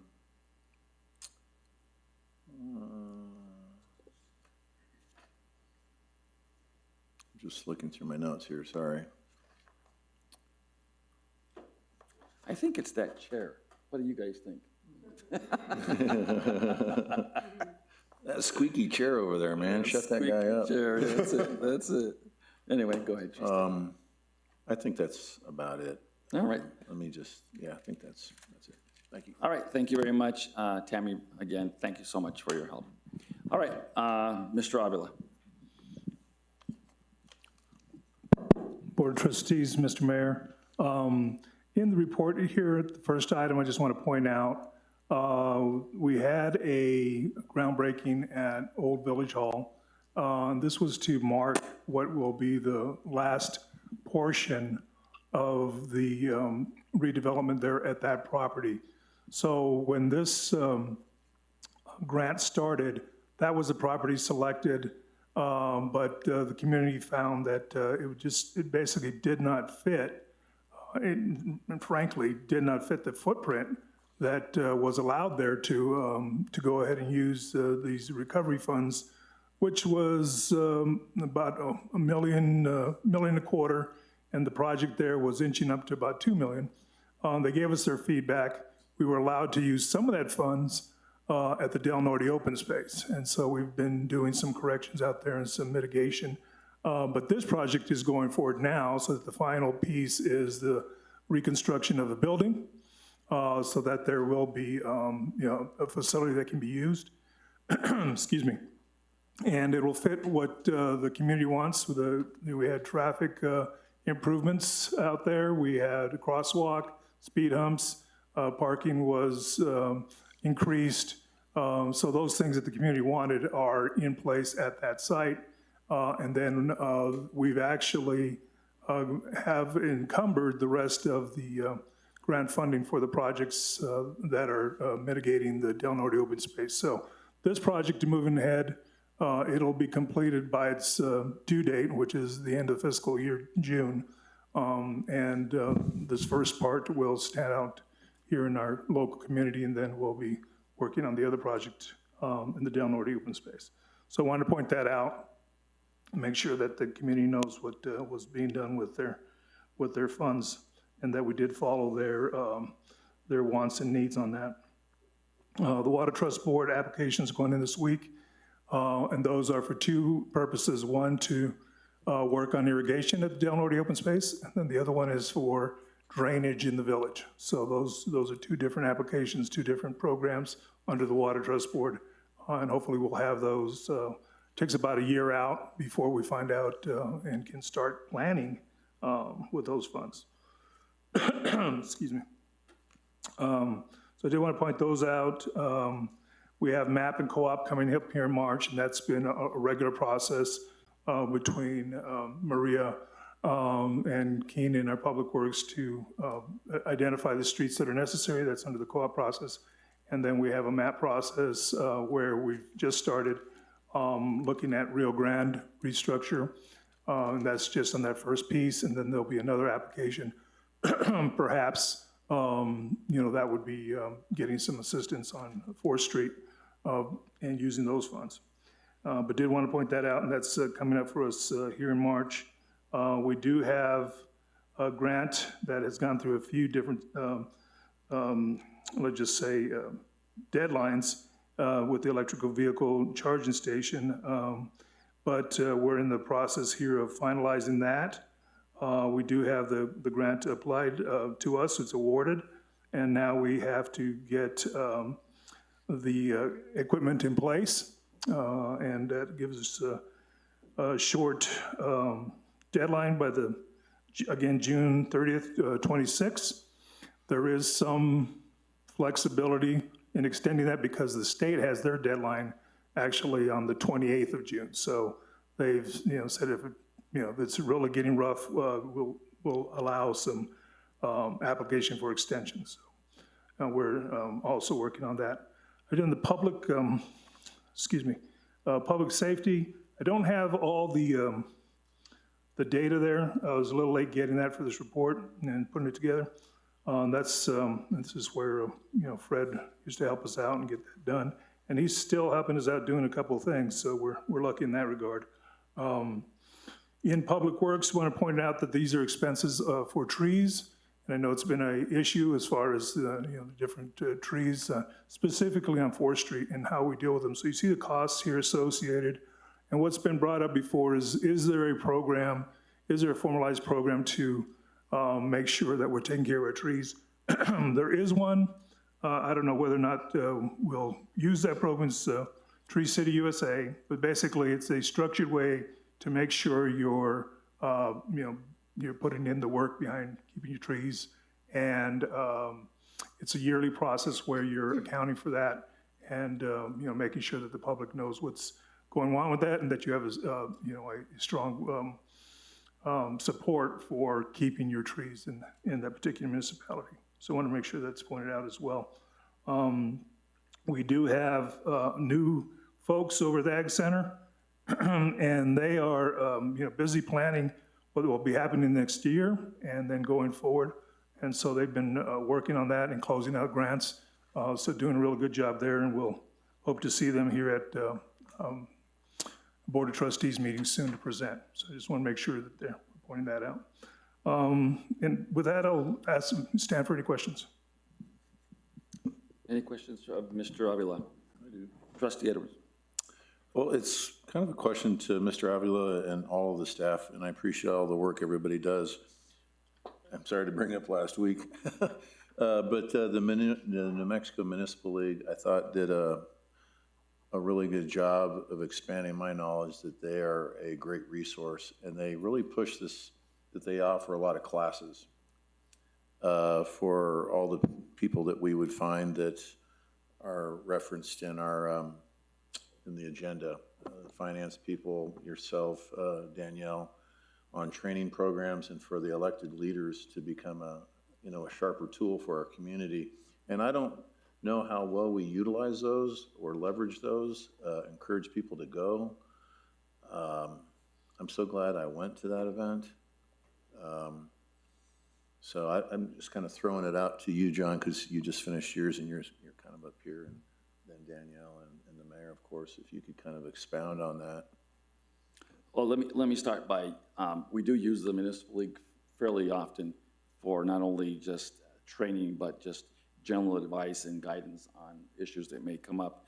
But first, let me defer to Danielle in terms of her, if you will, affiliation with the Clerks Association and what her training program is like. Thank you, Mayor. Yes, I've been associated with the League and the Clerks Institute Clerks Academy now. I'm working towards my Master Municipal Clerk designation. I'm a certified municipal clerk through the League and the International Institute of Municipal Clerks.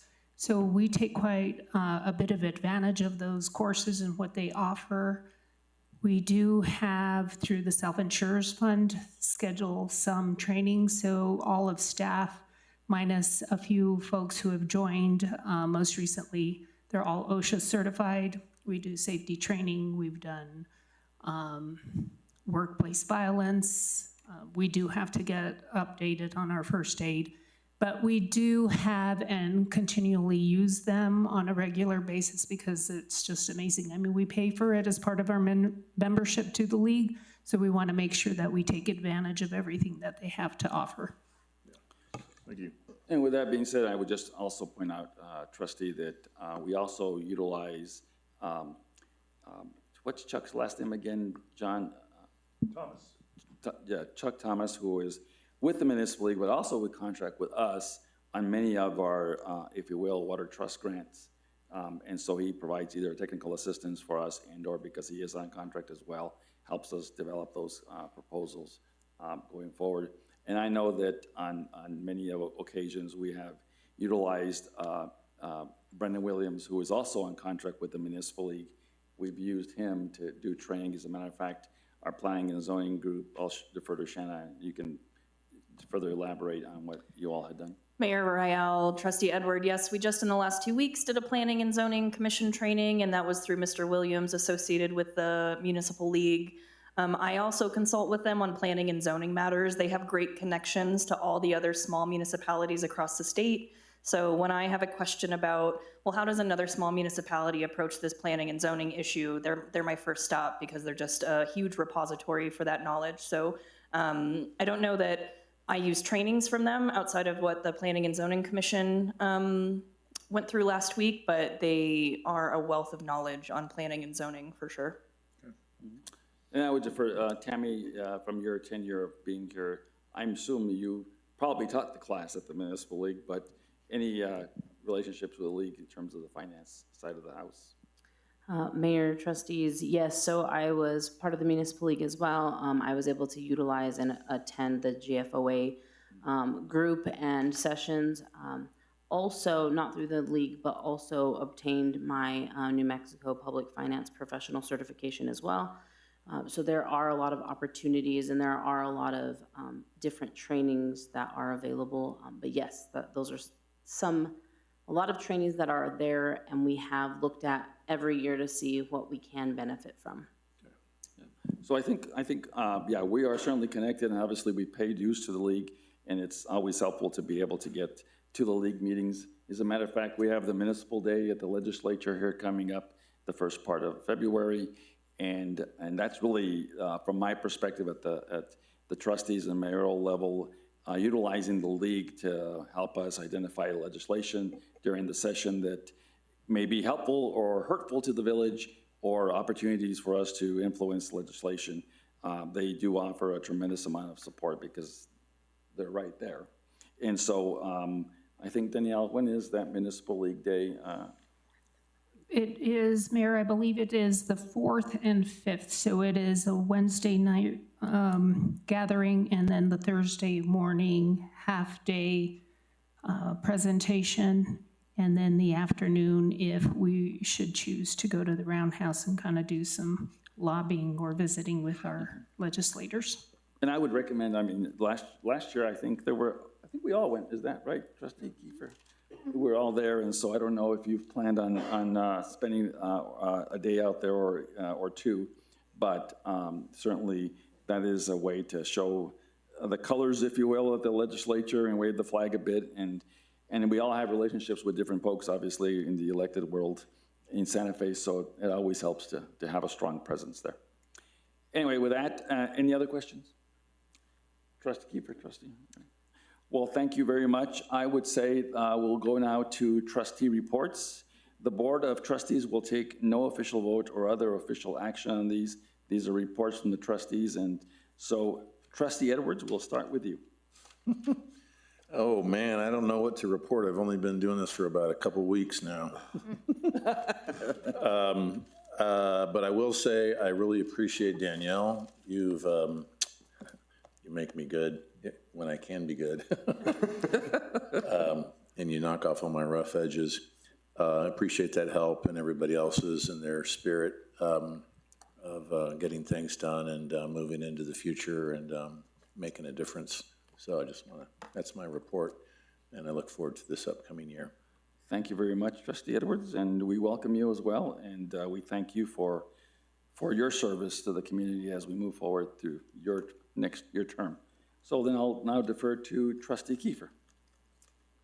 Thank you, Mayor. So I had my, I think I kind of announced I was starting a new initiative once a month to just select a local business, go sit at a table, and anybody that wanted to come visit me could come visit me. So I started that, had my first session on January 6th. And there was a lot of great dialogue. There's probably about 10 people that showed up. Some people that I hadn't met before, super nice folks. And I summarized an email of all of their concerns, and I just kind of wanted to go through the highlight of them. But some of them were archaeological preservation on the construction, before we do anything with the barn, of course, and also the Chavez and Guadalupe property, making sure, because some people's recollection, I'll just say allegedly, because I don't know that this to be true, said that there were remnants of the top of adobe houses at that corner that were covered during the flood. Also, public education on permitting and jurisdiction, kind of how to get out more information on this. Code enforcement and variances, everybody echoed the sentiment of excessive variances going on, and that we did it here before, so we need to do it again. That variances set precedents really needs to be cleared up. That variances are variances for a reason, and they're not precedents. And really making sure that in the planning and zoning training that is established, that variances are there for particular reasons. 4th Street, the trees, which I saw, John, is in your report too. We spent a lot of money in trees, but a lot of them are in small planter boxes, and so the roots are already coming up. So I don't know if some of the money we've spent has already been to address those issues. And how do we address them, because the area is just too small for the size of trees. Transparency on employee pay scales, especially people are concerned with, kind of the turnover and wondering, well, is it because we're not increasing the wages of those that have left fast enough and replacing them with individuals that make more. And so that was something that was brought up. The Agri-Nature Center oversight, Chavez Trail community meeting, which I know is coming up. The comment was, hey, can we use that QR code system, because we think we can get more engagement on that Slido. You're amazing, thank you. And then transparency on how many people really attend virtually. I don't know if that's possible. Are you able to see, how many people are on Zoom at any given time? On Zoom, yes. Okay. On live. You know, maybe being able to announce something like that of, you know, we have 20 people watching this tonight.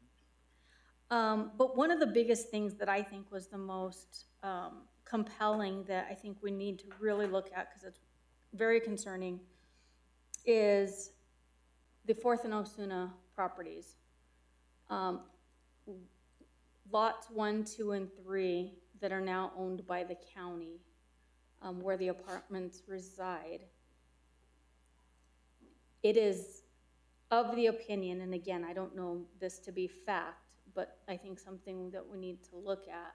It is of the opinion that the water rights for those properties were never transferred back to the village. And reside with Bernalillo County. So that conversation may need to happen with Bernalillo County to see if they transfer them back to us. And then before we do anything with 4, 5, and 6, making sure we preserve those water rights. And that way we use, the specific words were the alternative location transfer program to retain those and move them to a property that's best suited for water rights. Because that could save us quite a bit of money in purchasing water rights that we may already have access to. And that, the only other thing is, I have a question, and this may be, you may not know off the top of your head, I'm assuming John, but do we know when the farmer for the open space at Paseo del Norte is up for bid?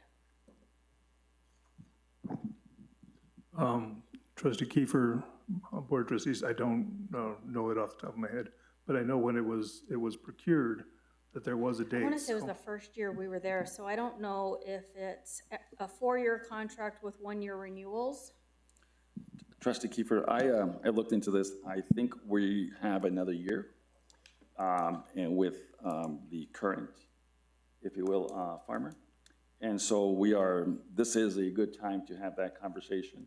And so we could sit and talk with any of you, with John, and get your thoughts and comments about that particular project and see where y'all's concerns might be or what your thoughts might be as it relates to that. I know that John and I have had some conversations about just the structure of those two contracts. You know, we have one at the Anderson property as well, and we have this one here on the south side. They're two different contractors, and so I think there's an opportunity to have a discussion. So yeah, please visit with John and give him your thoughts. And Trustee Kiefer, just not to take too much of your time, but I did read your very succinct notes on the conversations you've had with the community. And let me just say to all the trustees, but to you, Trustee Kiefer, you know, I always welcome the opportunity for you all to have those conversations with the community and to get that feedback and to get it to us, because it helps us do our job better from the village's perspective. Obviously, some issues delve into much more, if you will, employee and or administrative issues that are not really issues of, you know, that we can debate here, but it's certainly, if you want to have a one-on-one with John on some of those, we'd be happy to have that, or I would be happy to have that conversation as well. But look, these meetings are good. I applaud you. I have office hours on Tuesdays as well, where folks come in to visit with me about a number of things, and so I think the more we can have an opportunity to have that conversation. What I did want to know is that one of the people that did go to your meetings indicated that the tea was pretty good, but some of them, well, actually, as in tea, the drink. Oh. Yeah. I think you've turned this tea with Trustee Kiefer. Is that correct? I did. Well, it was all a play on spill the tea, which the young kids use as come gossip with me. Yes. But I didn't think gossip would be good in a professional capacity, so I changed it to talk. To tea. Well, you know, in some parts of our community, I would say it's cheesemet time. There we go. But anyway, look, I think this is all really good for us, and it's obviously good for the community. So thank you for doing that. And maybe a time or two, trustees, maybe we can all show up and make sure Danella tells us to publish it so that we can all have some tea with Trustee Kiefer. Sounds great. I look forward to it. Likewise. All right, and I'll go over to Trustee now. So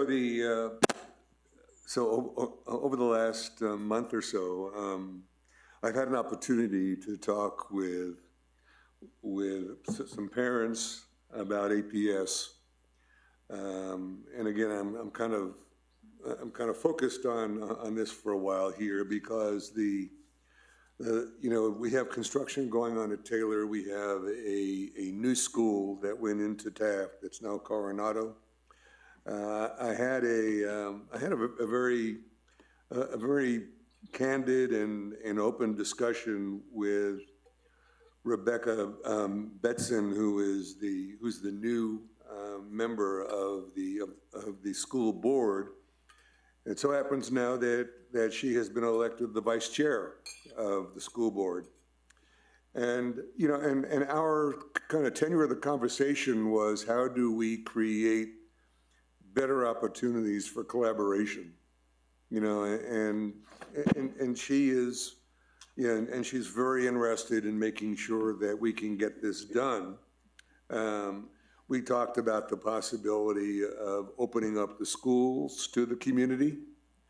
And we also talked about the opportunity, to maybe construct kind of an MOU that provides us the opportunity to use some of the outside facility for other than school events, like could be, again, for parking along 4th Street when we have a large event. But I guess as a community, I think we need to be certainly interested in the education of our students, the education of our kids, and again, to make sure that they have the proper resources in order to be successful. A couple of parents that I've talked to indicated that their sons and daughters are doing pretty well over at Taylor. I think that APS has worked to try and refine the traffic issue in and out of the school. And again, it hasn't been nearly the problem with Coronado, given the entree and exit that they have from the building. But beyond, though, as parents or even grandparents with kids that are going to the schools here, I think we need to be more engaged as taxpayers. I mean, the APS gets a mill levy, every year. And in addition, they go back to the legislature for funding to fund capital projects. And so I think we just need to be more vigilant, get more involved with the schools, get more involved with APS administration, and Rebecca wants to help us do that, so that when decisions are being made about the schools that are in or surrounding the village, that we at least know about those decisions up front, so that we can be prepared in order to discuss what kind of collaboration we need in order to make these decisions best for our students, for families, for community members.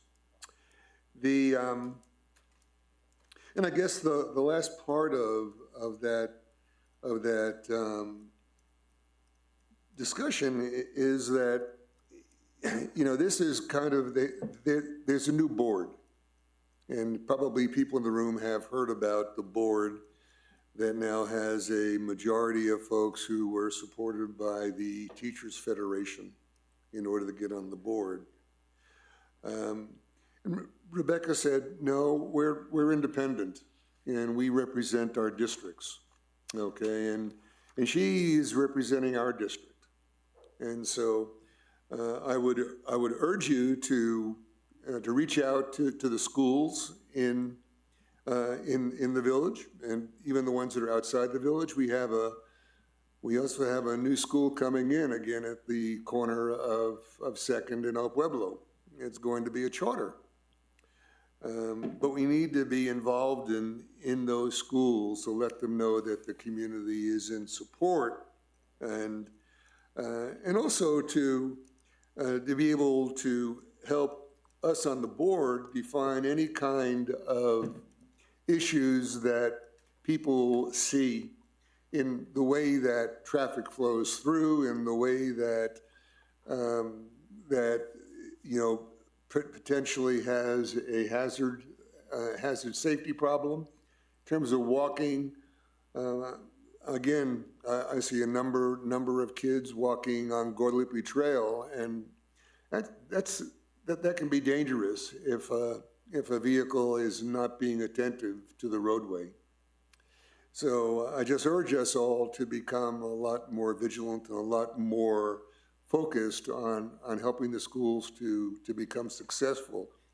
The numbers at our schools are on the decline.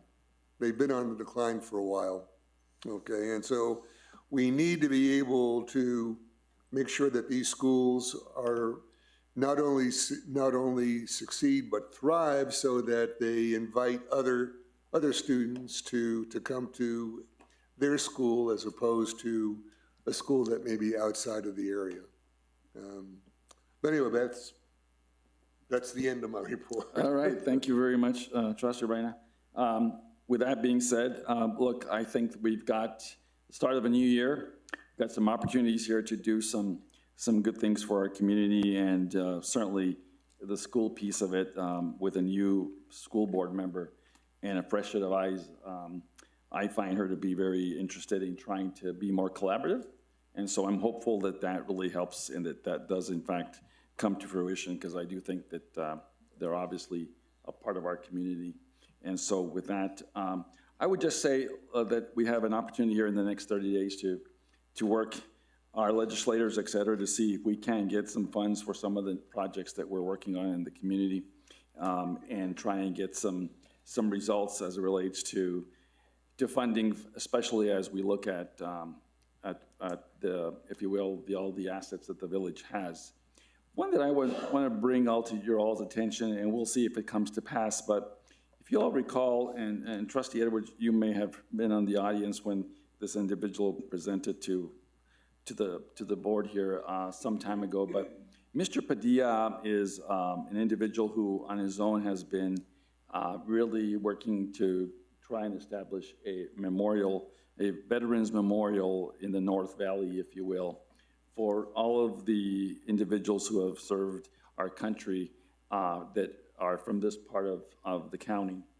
And I had talked to him, and I was encouraging him that I think the village would be a great place for such a memorial to celebrate and to honor these individuals that served our country. It appears that from his, if you will, historical review and others that work with him, there were a number of veterans from the North Valley, even from the village, that served proudly and served our country, and that really in many ways have not been given at least a sense of place for community to, if you will, know what their service was and where they were from. So a number of legislators are interested potentially in providing some funding to do a memorial. And I put it on the table because I think it'd be a great thing for the village.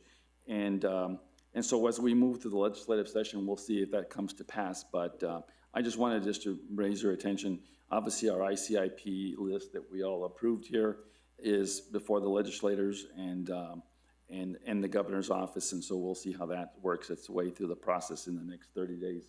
So that's where I think most of, at least my free time will be spent, if you will, including continuing to work on trying to get Maria's favorite project, Phase 2, funded so that we can get, the governor today announced that she has a billion-dollar road package that she wants the legislature to approve within the first 2 weeks of the session so that they can move forward with some road projects. I am hopeful that we'll be able to get some funding for some of the road improvements that we would need in our community, and obviously with that type of a package, there might be some opportunity for us to get that. Having said that, look, I will just make one more comment to Trustee Kiefer's comments earlier. Look, it's inevitable that change happens in organizations and that people come in and out. And I'm not, it's not lost on me that we have a small organization with less than 25 people, that when folks leave, there's a lot of institutional knowledge and a lot of experience that also goes with those individuals. And so our goal here is to get those positions filled as soon as possible. And you'll see some of those filled at the next trustee meeting, and to get folks like Tammy, who was willing to help support, train folks to do that work. And look, I think that as I in my previous roles in government, I applaud staff when they want to go do something to improve themselves and to improve their families, et cetera, and to support themselves. I always try and put a real strong arm to try and get them to stay, but if that happens, what Tammy learned here may be good for Ciudad in terms of their ability to make that organization work, and it works for all of us because we're all part of the same groups, right? So, but it's not lost on me, Trustee Kiefer, that we need to continue to be really vigilant about that and making sure that our salaries are competitive and that we reward folks for their good work. And certainly, that's certainly one of my, if you will, more important roles to focus on, here in the next 6 months so that we make sure we get ourselves in a good place. So with that being said, our meeting of January 16th, 2026 is now adjourned. The time is approximately 8:08. Thank you all for being here. But.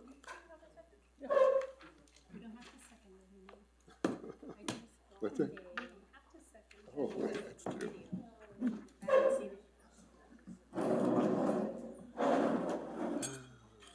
Thank you, Tammy. Thank you, Danielle. You are wonderful. Thank you. Pardon? Okay.